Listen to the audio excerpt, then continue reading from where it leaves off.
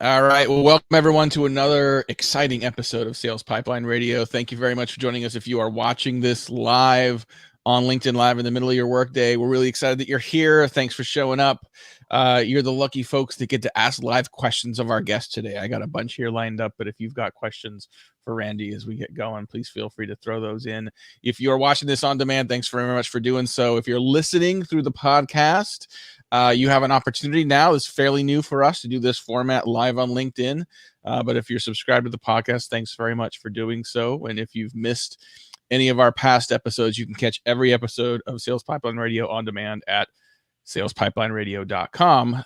We are featuring every week some of the best and brightest minds in B2B sales and marketing. Today, very excited to have Randy Frisch. He is the CMO and co-founder of Uberflip. And Randy, thanks so much for joining us.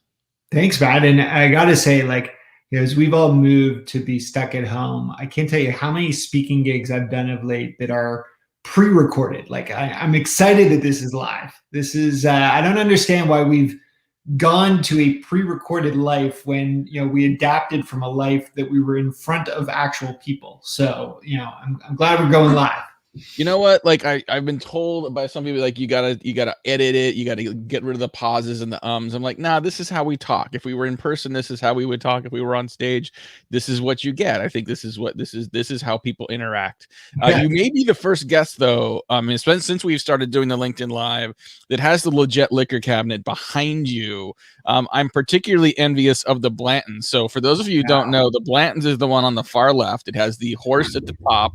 It is impossible to find. I don't know. Maybe you guys have it all in Canada. We have none down here. No, you go into, first of all, in Canada or Ontario where I live, you have to go to a liquor store to get liquor. It's controlled by the government. And you go in there and all the guys who work in there, girls who work in there, they're all great. But you'll say, do you got any Blantons? And they just laugh at you. It's no, we don't have Blantons. Yeah, the Blantons you can never find. Weller, if you like Blantons and you haven't had Weller is also very good. It is produced. It's actually produced out of the Buffalo Trace Distillery now. But if you like Pappy and you can't find Pappy anywhere, and if you can, it's like $4,000 a bottle. Well, Buffalo Trace is also where they produce Blanton, or it's the same distiller. Yeah. No, the Buffalo Trace is actually where they make the Pappy Van Winkle now as well. It's where sort of the third generation Van Winkle has his stuff made.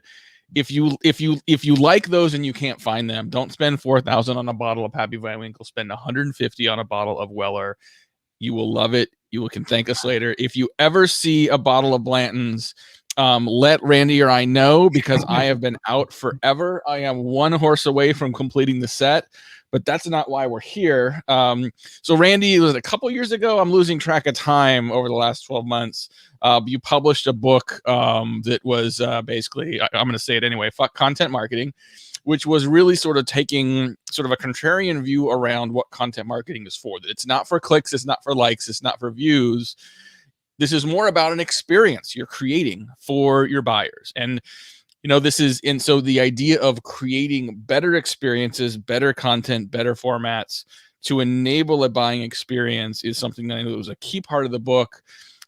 How has your thinking evolved since then? What are you seeing, especially in such an evolved go-to-market world the last 12 months? Where have content experiences come from there? Yeah, absolutely, Matt. First off, writing the book was a great process for me, but the most exciting has been the amount of people rallying around it. I'm not telling you to click off this LinkedIn experience that you're on now live, but I was just commenting on someone who was quoting the book, a woman named Nicole Bump, and she had all this stuff, and there's this amazing passion of other people who believe this too. And I think, as you hit on it, the point with content marketing, the problem with content marketing is more so that we associate it so heavily with creation, but not utilization, not how does someone actually consume that? And that was my push to marketers, and it's a push not just to the content marketer, because we got to realize content marketing, the creation of content, or many of us who are content marketers, and that's a skill. I replied in this post and I said, we never expected journalists to figure out how to take the story that they wrote for the newspaper and actually get it onto the shelves and figure out how they were going to monetize the publication as a whole. Like that was a whole other team, right? That was the demand team inside of these journalism bureaus.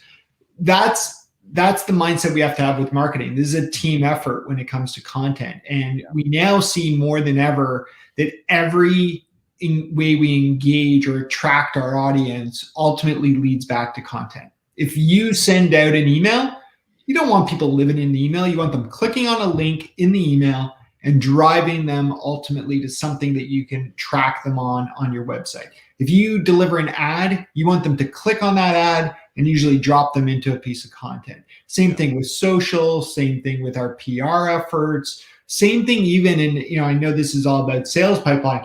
Same thing when we think about every email that our sales rep sent, right? Like every email that I get from a sales rep says something along the lines of click here, right? And when I click there, the question is, where are they going to send me? Are they going to send me something that's engaging and relevant, or are they going to send me to something that like that sales rep kind of hacked together? Yeah.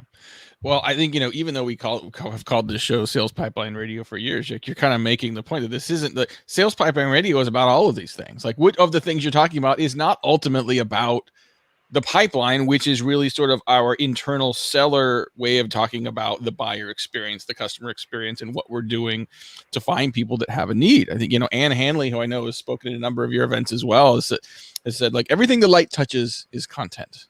Yeah. Right? The way your receptionist answers the phone, the way the sales reps speak to a customer, when you say, no problem versus my pleasure, like all of those things is content. And so this isn't just, like you said, what's in your email. It's not just what's on your website. There's an omni-channel, omnipresent experience you want to create for your customers. And that doesn't stop just with what marketing is producing. It includes very much so the interactions that sales is having directly and then sharing with their customers. Talk about kind of how you guys have seen and sort of your vision for how this content experience sort of goes from just being sort of something marketing is orchestrating to something marketing is enabling for the sales organization as well. So, I mean, as you mentioned, I co-founded Uberflip back in 2013, and a lot of that came from being a marketer myself who struggled with certain things, where earlier in my career, I just went with it, right? I was like, all right, there's this broken way of doing it, but we're all doing it this way, so I'll do it that way too. And, since then, I've kind of always rallied between watching the way we do things and thinking to myself, is there a better way? Now, let's think about salespeople for a moment. Mm-hmm. And I love a good sales rep. We have some amazing ones on my team who are very talented, but they're creatures of habit, right? And they do things the same way until they're told or really pushed to do it a little bit different.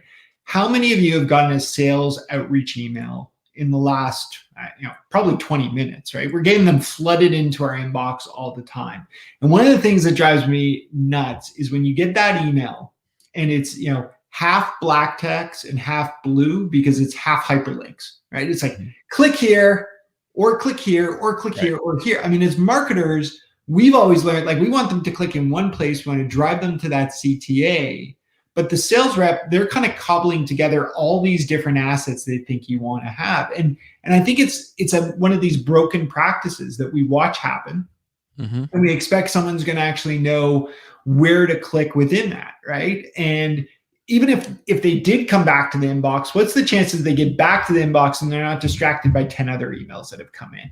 Right. So there's this challenge there of, number one, how do we get sales to be an extension of that efficient marketing, well thought out email and help them structure it? The second part though that comes to that is, even when we do that, and I often poke at this email I once got from this guy named Danny, and like, Danny's this, he actually, I'm not going to tell the company he was with or his last name, but this really happened. I got an email from Danny, and unlike the black and blue email I described, it only had one link, and it was like, click here. So I was like, all right, I'm going to do it. Danny, you've hooked me. There was some good personalized copy in there. And I clicked there and it sent me to YouTube, right? Mm-hmm. And the video on YouTube was great. But as soon as I started watching, on the right, as we know with YouTube, out pops this, did you know, or want to watch next? And it had nothing to do with Danny's company, right? It was like something that my kid had watched earlier that day, like Dude Perfect, or I don't know, or Mr. Beast. I don't know what they're watching now, but the point is, is that I was just distracted and I lost track, just like I do when I get back to my inbox. And it made me realize like this wasn't Danny's fault. Danny just like that's where the content lived. So I think one of the things that we have to be mindful of as marketers is we're so obsessed about where someone clicks and where we send them next, but we're only engaging with the buyer a small percentage of the time.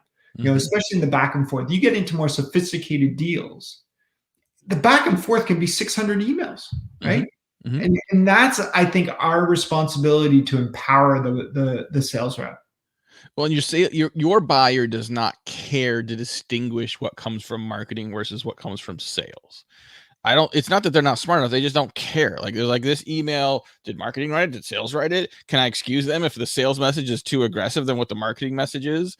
So there really is this broader buyer experience you want to enable. And it's more and more important now as people are busier and busier.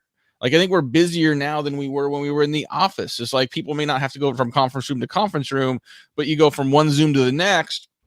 And you still got to take a potty break. And if you think that long message that is all about you and not about the prospect is going to get through in between Zooms, you're kidding yourself. So your ability to curate that integrated experience is even more important than ever before. Is there, as you start to include the sales team in this, you know, we talk about sales enablement or the idea of this buyer enablement as a component of sales. What are some best practices for teaching a sales organization to think broadly about the buying journey, that sometimes 3 steps is faster than 1? You have to work at the buyer's speed to get where you both want to go. I'm just looking at the tech we're using. Can I share my screen? Can I show you something, or is that like in a complete? I actually have no idea. You want to try? I don't know how you even do that. This is fully unrehearsed, as you can. Yeah. For those of you on the podcast, like this isn't gonna make any sense. But if you can share, hold on a second. I think I can. If I click on this one. There's a share button. So now if you share, it's going to share your screen and we'll go to smaller boxes. For those of you watching this live or on demand, we're figuring this is live. This is Thank goodness this isn't the Tonight Show with Jimmy Fallon. We've got fewer viewers than that. Okay, here it is. There it is. There it is. Woo! I use this with my own team. All right. So this is not like front facing, collateral. But as you were asking that question, I had this slide.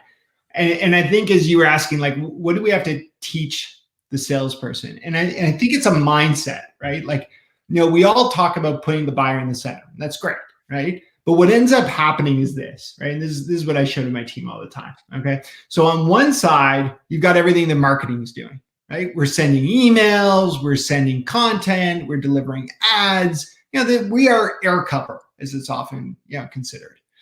But then, sales also is that they're saying, well, we've got our tactics, right? We're sending emails, we're sending content, we're making our calls. We have our own events. You guys have your events. We have our own events that we're doing. Like it's as much as it's got to be coordinated.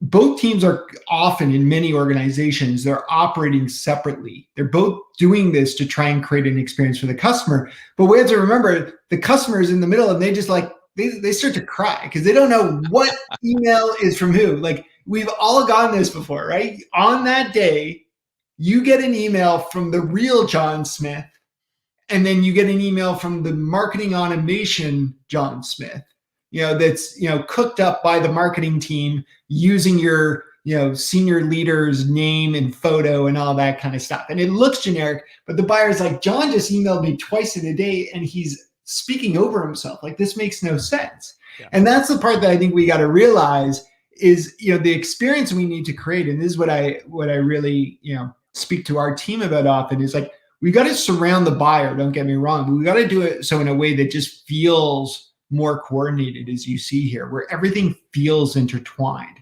And that's where you get into some of the, even the tech that's out there. One of the things that I pushed internally with our team a number of years back, we use like solutions like SalesLoft for sales engagement. It's like that's tech that should be owned by marketing because those are emails that are being figured out in some sort of cadence. We got to figure out how that also jives with what we're sending from a marketing automation perspective. They need to feel side by side. They need to tell that same story at the end of the day. Yeah. How's that for an on the fly screen share? And I That was tried. amazing. For those of you that can't watch, these are next gen slides we're looking at, 3D visuals. It's phenomenal. No, but I think the point is really important, because I think if we think about this, I mean, in every one of us is a buyer. So like the example you just gave, like immediately started thinking about like the times I've gotten emails that are clearly, a little too flossy for what someone would have sat down and wrote to me. Right. And so even just in tone and approach, it's different. Or God forbid, I've seen some companies that sort of like they make up a person. They have a made up persona sending out their drip emails and their drip campaigns. And then that you call to talk to that person, they don't exist. Well, how disingenuous is that? Right. I'll tell you a funny quick story there. Yeah. Ours was named Katie Yeah. Stewart. And the photo was my wife because we were like, we got to make her real. We got to give her a LinkedIn profile. And then someone messaged me one day to be like, did you know your wife has a twin or, something like that on LinkedIn? I didn't, this is weird. Anyways.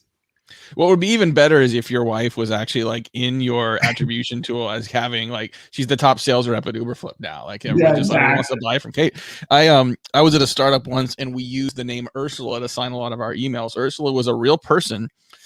She was actually the admin for the sales team, but it was a unique enough name. People we A/B tested it. People were more likely to respond to Ursula than they were to like Sally because it was a unique name.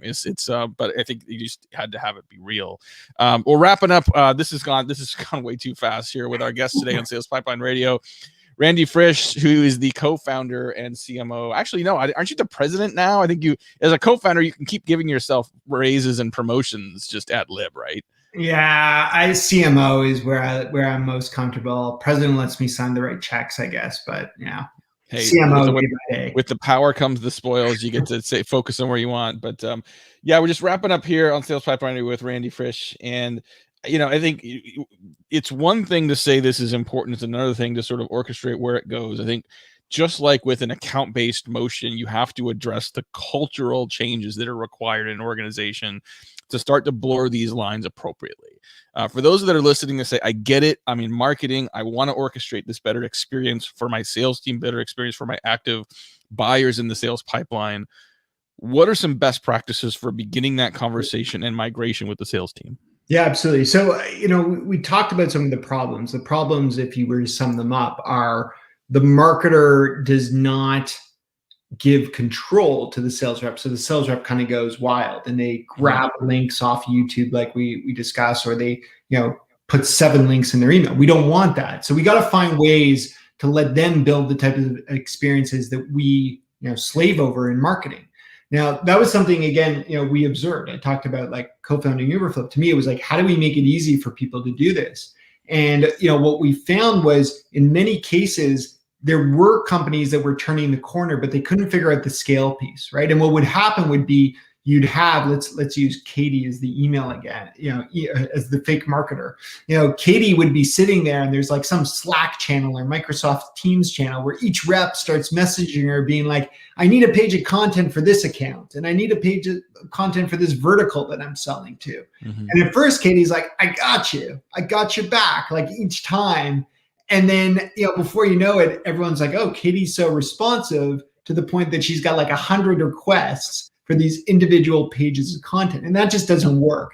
And we were seeing that happen, again, broken processes. So we actually said, we got to find a way to, to make this scalable. Now, if you're not ready for technology, do that with a spreadsheet, right? Make it really easy for people to understand groupings of content that are living on pages or individual assets, if that's all you're sending to. I don't recommend. But, what we built at Uberflip was the idea of a way for the salesperson to build this on the fly, whether they're using, their email client like Outlook or Gmail, or they're using a SalesLoft outreach type of platform. The idea of being able to go and assemble the right content, make it feel personalized, and drop that single link in. So, my advice there is, you don't have to jump to technology on day one, but start to really arm your salespeople, right? Realize that this is something that they're doing all day long. And as much as you're going to slave over the emails you send through Eloquent or Marketo or whatever you may be using, realize that there are 100 times that going from your sales reps and your CSMs.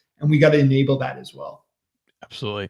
Love that. Well, we got to wrap up here at our time with Randy Frisch. If you are familiar with Uberflip or not familiar, check out uberflip.com. Go to the resources page. Lots of great stuff. I know you guys have webinars and a workshop coming up in May. So as we record this in late April 2021, if you're listening to this in the next few days, definitely check it out. Some really great resources up there. So Randy, I think you're now T-minus 2 hours to head up to the cottage. Grab some. Now I see the second shelf. I don't know what I did to go back, but now I feel literally like I'm more heavily judged. Yeah, you have. I can't really see it. The screen's a little too small, but I'm assuming that's the literal top shelf, and so that's the good stuff up there. No, not quite. To be honest, I put the stuff I drink more often at the bottom shelf because my kids are still young enough not to be reaching up, but or they're the right age not to be reaching up. But we may have to reevaluate this whole thing down the line. My wife has wanted me to remove these for quite some time, but they're good conversation pieces we're seeing. Well, listen, you wrote a book called Fuck Content Marketing. I think it's fully appropriate for you to have liquor behind you when you do videos. I appreciate you being willing and actually sort of promoting and being proactive at bringing a whole new level of visuals to Sales Pipeline Radio. Anyone who drinks both Blanton's as well as a Suntory Japanese whiskey is all right by me. So Randy Frisch, co-founder and CMO at Uberflip, thanks for joining us. Thanks, Matt. Awesome. And thanks everyone for watching and listening to another episode of Sales Pipeline Radio. We are here every week at Thursdays, 11:30 Pacific, 2:30 Eastern. We'll see you next week. Thanks for joining.